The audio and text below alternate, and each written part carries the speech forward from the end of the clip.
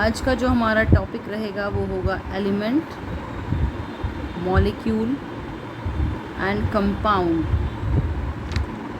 बहुत सारे स्टूडेंट्स को इन तीनों टर्म्स में बहुत कन्फ्यूजन रहता है, इसी के लिए आज ही हमने वीडियो बनाया है। तो हम ये जानते हैं कि प्योर सब्सटेंस क्या होते हैं। प्योर सब्सटेंस हमारे होते हैं एलिमेंट्स एंड कंपाउंड।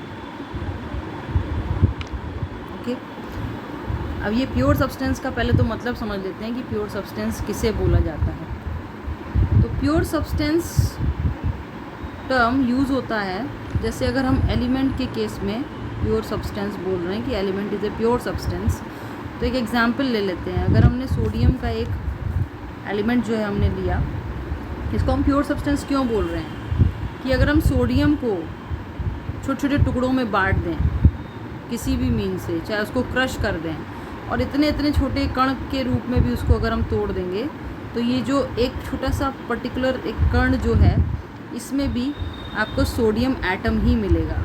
ठीक है, तो मतलब कोई भी टुकड़ा आप उठा लेंगे और उसको अगर चेक करेंगे, उसकी प्रॉपर्टीज़ भी अगर देखेंगे, तो वो सोडियम एटम ही मिलेगा आपको।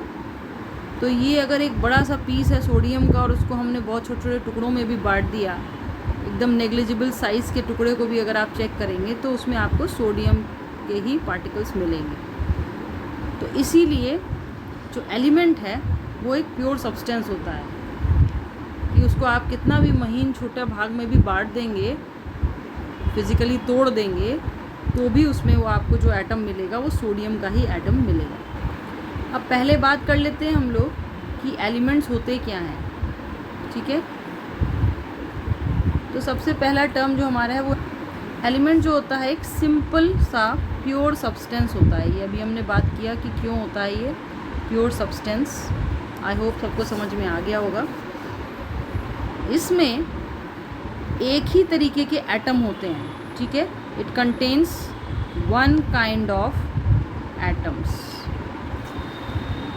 इसका क्या मतलब है कि अगर हम क्लोरीन का एक एलिमेंट क्लोरीन को ले रहे हैं, तो इसमें जितने भी एटम्स मिलेंगे वो सारे क्लोरीन के ही एटम्स होंगे। इसके अलावा किसी और एलिमेंट का कोई एटम नहीं होगा, ये सारे हमारे क्लोरीन के ही एटम हो गए हैं। अगर हम पोटेशियम ले रहे हैं, तो उसमें भी जितने भी एटम्स हमको मिलेंगे वो सारे पोटेशियम के ही होंगे। एलिमेंट हो गया जिसमें एक ही तरीके के एटम्स पाए जाते हैं। इसके बाद आती है कि हम एटम्स को केमिकली छोटे छोटे टुकड़ों में या सिंपलर फॉर्म में नहीं बांट सकते हैं। ठीक है, can not be broken into simpler substance by chemical means. मतलब कोई भी केमिकल रिएक्शन करा के इसको हम छोटे टुकड़ों में या किसी और सब्सटेंस में नहीं तोड़ सकते हैं। ठीक है, तो ये बात हो गई हमारे एलिमेंट की। अब एलिमेंट्स कितने होते हैं हमारे? एज़ पर पीरियोडिक टेबल हमारे पास 118 एलिमेंट्स हैं, और ये एलिमेंट्स जो हैं 4 भाग में पीरियोडिक टेबल में बटे हुए हैं। इनमें मेटल्स हैं, नॉन मेटल्स हैं, फिर आता है metalloids, and then we have noble gases, या जिनको हम इनर्ट गैस भी बोलते हैं। ठीक है, इन 4 पार्ट्स में हमारे एलिमेंट्स डिवाइडेड हैं ऑन पीरियोडिक टेबल। ठीक है, तो ये हमारा हो गया एलिमेंट्स के बारे में बात। कुछ एग्जांपल्स अगर हम एलिमेंट्स के देखना चाहें, तो हमारे एलिमेंट्स क्या हैं? जैसे आयरन, इसको हम Fe से रिप्रेजेंट करते हैं। फिर कॉपर, इसको हम Cu से रिप्रेजेंट करते हैं। ऑक्सीजन, जिसको हम O सिंबल से रिप्रेजेंट करते हैं। गोल्ड, ऑरम, इसको हम Au से रिप्रेजेंट करते हैं। तो ये सारे हमारे एलिमेंट्स हैं। इसका क्या मतलब है कि अगर हम आयरन के एलिमेंट को देख रहे हैं, तो इसमें सारे एटम जो होंगे वो आयरन के ही होंगे। कॉपर में सारे एटम्स कॉपर के ही होंगे। ऑक्सीजन में सारे एटम्स ऑक्सीजन के होंगे। गोल्ड में सारे एटम्स गोल्ड के ही होंगे या ऑरम के होंगे। ठीक है, तो सिंपल सा एक सेंटेंस याद रखना है एलिमेंट्स के लिए कि elements contain only one type of atom. ठीक है, वन टाइप ऑफ एटम। ठीक है, तो ये हो गई बात एलिमेंट्स की। अब इससे ऊपर हम लोग जाते हैं मॉलिक्यूल्स पे। मॉलिक्यूल्स क्या होते हैं? जैसे एलिमेंट्स में हमने बोला था कि उसमें एक ही टाइप के एटम होते हैं, मॉलिक्यूल्स में क्या होते हैं? 2 और मोर एटम्स कंबाइन केमिकली। ठीक है, अब ये जो एटम्स हैं वो सेम एटम्स भी हो सकते हैं और डिफरेंट एटम्स भी हो सकते हैं। ठीक है, जैसे अगर हम एग्जाम्पल के तौर पे O2 लेते हैं, ऑक्सीजन गैस, ये ऑक्सीजन गैस का एक मॉलिक्यूल है। ठीक है, और अगर हम इसको O लिखते हैं तो ये ऑक्सीजन का एलिमेंट हो गया, दोनों में अंतर है। ठीक है, क्यों है? यहाँ पे आप अगर देख रहे हैं तो ऑक्सीजन के कितने एटम कंबाइन हो रहे हैं? ऑक्सीजन के इसमें 2 एटम कंबाइन हो रहे हैं टू फॉर्म O2 मॉलिक्यूल। ठीक है, तो ये O2 मॉलिक्यूल बन जाता है। ऐसे ही एक और एग्जाम्पल हम देखते हैं, अगर हम हाइड्रोजन गैस लेते हैं तो यहाँ हाइड्रोजन के 2 एटम्स कंबाइन होके हाइड्रोजन का एक मॉलिक्यूल बना दे रहे हैं, जो कि H2 गैस, हाइड्रोजन गैस के फॉर्म में बन रहा है। तो ये दोनों एग्जाम्पल जो हमने देखे O2 एंड H2, इसमें अगर आप देखेंगे तो सेम टाइप के एटम जुड़ के मॉलिक्यूल बना रहे हैं।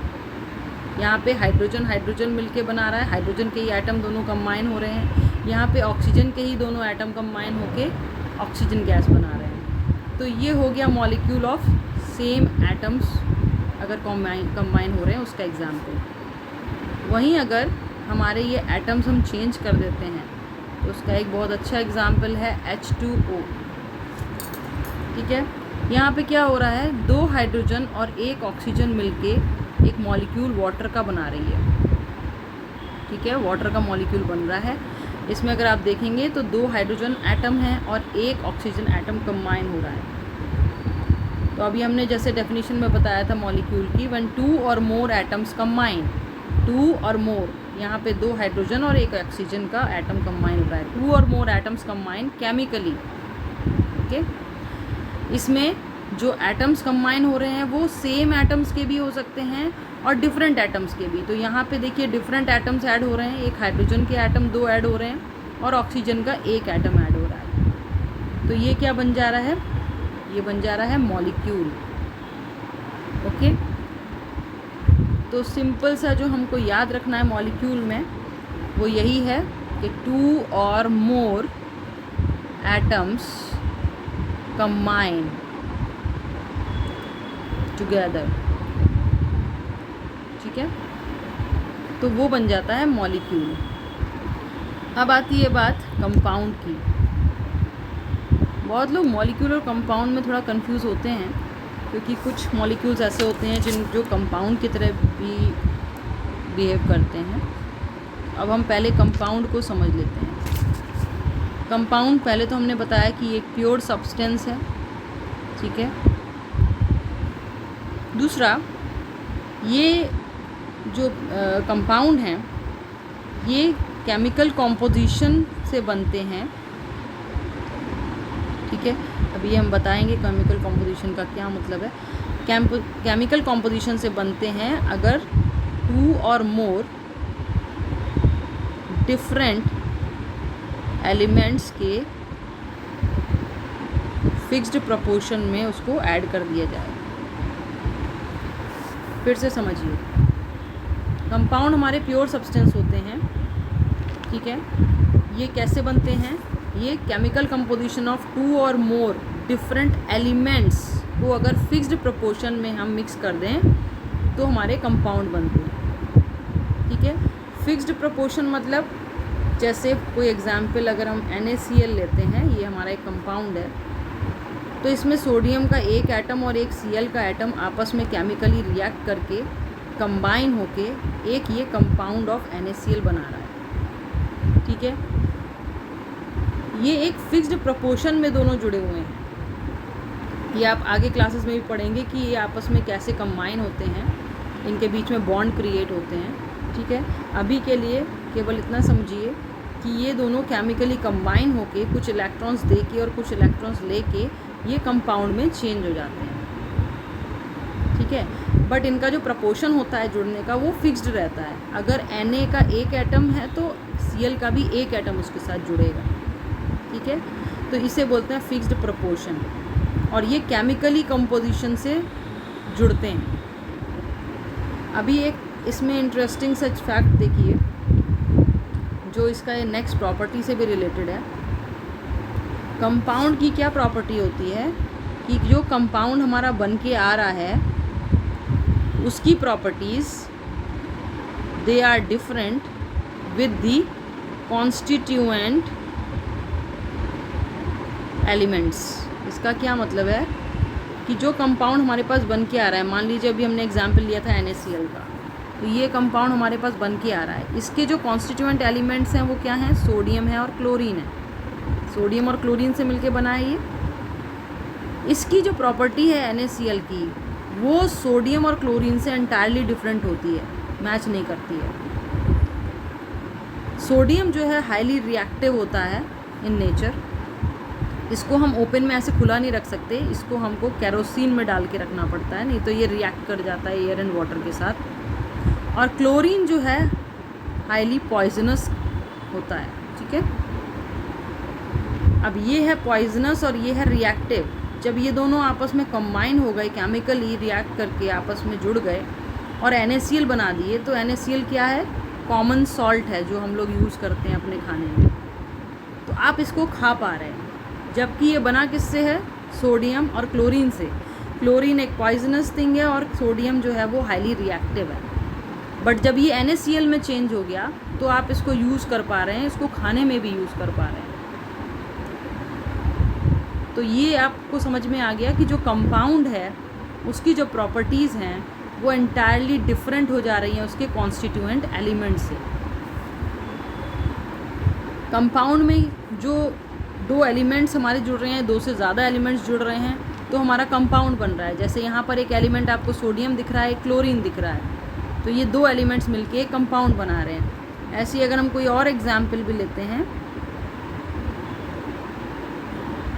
ठीक है, अगर हम CO2 लेते हैं तो इसमें एक कार्बन एलिमेंट है और एक ऑक्सीजन एलिमेंट है। ये आपस में कंबाइन हो रहे हैं और इनका कॉम्पोजिशन सेम है, एक एटम कार्बन तो दो एटम ऑक्सीजन के जुड़ के ये बन रहा है। तो ये हमारा एक कंपाउंड बन रहा है, क्योंकि इसमें दो या दो से ज़्यादा अगर एलिमेंट्स जुड़ रहे हैं तो वो हमारा कंपाउंड है। जैसे ग्लूकोज का एग्जाम्पल ले लीजिए, C6H12O6, इसमें कितने एलिमेंट्स हैं? 3 एलिमेंट हैं, कार्बन, हाइड्रोजन एंड ऑक्सीजन। ठीक है, तो दो या दो से ज़्यादा डिफरेंट एलिमेंट्स अगर केमिकली कंबाइन होके कुछ बना रहे हैं तो वो हमारा क्या हो जा रहा है? वो हमारा कंपाउंड बन रहा है। H2O जो है, जिसको हमने बोला था कि मॉलिक्यूल है, तो H2O हमारा एज ए कंपाउंड भी ट्रीट होता है। ये कंपाउंड भी है, इसमें भी दो आपके अलग अलग एलिमेंट हैं जो एक फिक्स्ड रेशियो में जुड़े हुए हैं, हाइड्रोजन एंड ऑक्सीजन। अब कुछ एग्जाम्पल से हम लोग समझेंगे कि मॉलिक्यूल कौन से हैं और कंपाउंड कौन से हैं। फर्स्ट एग्जाम्पल हम लोग लेते हैं O2 गैस। अगर आप ऑक्सीजन गैस की बात करते हैं तो इसमें दो ऑक्सीजन आपस में जुड़ी हुई है, दोनों सेम एलिमेंट हैं, तो ये क्या हो जाएगा? ये मॉलिक्यूल हो जाएगा, नॉट कंपाउंड। ठीक है, कंपाउंड में हमने क्या बताया? दो या दो से ज़्यादा डिफरेंट एलिमेंट्स जुड़ जाएं, तो यहाँ पे एलिमेंट सेम है, तो ये क्या हो जाएगा? Molecule, not compound. Hydrogen gas को अगर लेते हैं, इसमें भी दो हाइड्रोजन के, ये दो हाइड्रोजन एलिमेंट्स जुड़ रहे हैं, इनके एटम्स जुड़ रहे हैं, तो ये हो गया मॉलिक्यूल, नॉट कंपाउंड। H2O जो है वो मॉलिक्यूल का भी काम करता है एंड कंपाउंड का भी काम करता है। ठीक है, अगर आप H2O का कहीं पर भी केमिकल कॉम्पोजिशन, कहीं का भी पानी आप लेंगे, रिवर का ले लें, लेक का ले लें, अपने घर का ले लें, उसका जो केमिकल कॉम्पोजिशन आपको मिलेगा वो हमेशा H2O ही मिलेगा। तो ये एक प्योर सब्सटेंस हो गया। इसके कोई भी पार्ट को आप चेक करेंगे, कहीं के भी पानी को चेक करेंगे तो उसमें 2 हाइड्रोजन एटम और 1 ऑक्सीजन एटम ही मिलेगा आपको, राइट। तो इसमें 2 एलिमेंट्स आपस में जुड़ रहे हैं 2:1 के रेशियो में, तो ये कंपाउंड की तरह ट्रीट हो रहा है, ठीक है। और मॉलिक्यूल क्या हमने डेफिनेशन क्या बताया था कि अगर 2 डिफरेंट एलिमेंट्स के एटम्स आपस में जुड़ रहे हैं तो वो मॉलिक्यूल बन सकता है। या तो सेम एलिमेंट्स जुड़े, जैसे कि इसमें था और इसमें था, तो वो मॉलिक्यूल होगा, या 2 डिफरेंट एटम्स अगर जुड़ रहे हैं आपस में तो वो मॉलिक्यूल होगा। तो H2O हमारा मॉलिक्यूल और कंपाउंड दोनों का काम करता है।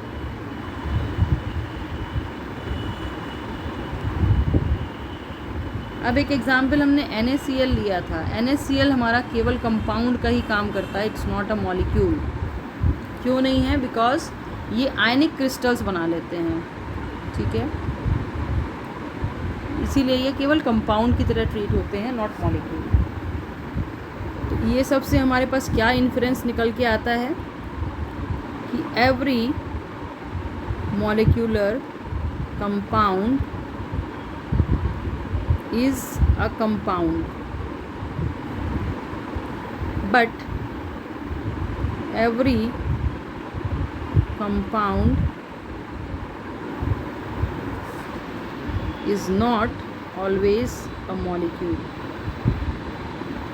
ठीक है। जैसे हमने NaCl का एग्जाम्पल दिया था, तो सारे मॉलिक्यूलर कंपाउंड जो हैं वो कंपाउंड हो सकते हैं, बट सारे कंपाउंड ज़रूरी नहीं है कि मॉलिक्यूल हो, ठीक है।